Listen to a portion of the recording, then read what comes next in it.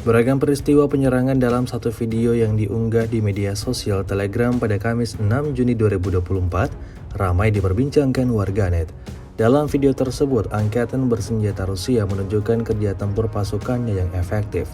Seperti yang terlihat pada awal rekaman, penghapusan drone observasi militer Ukraina dengan menabrakkan drone FPV Rusia ke arahnya.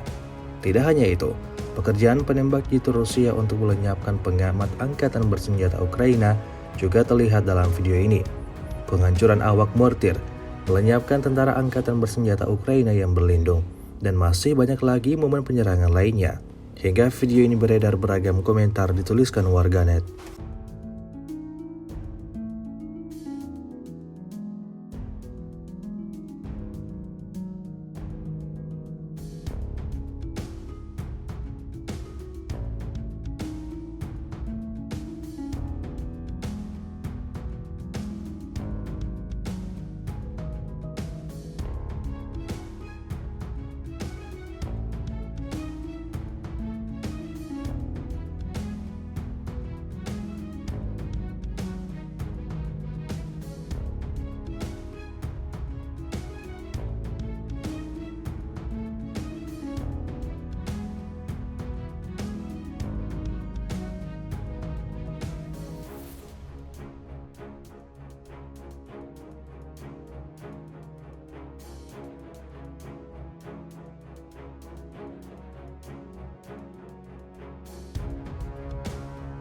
Download Tribun X sekarang, menghadirkan lokal menjadi Indonesia.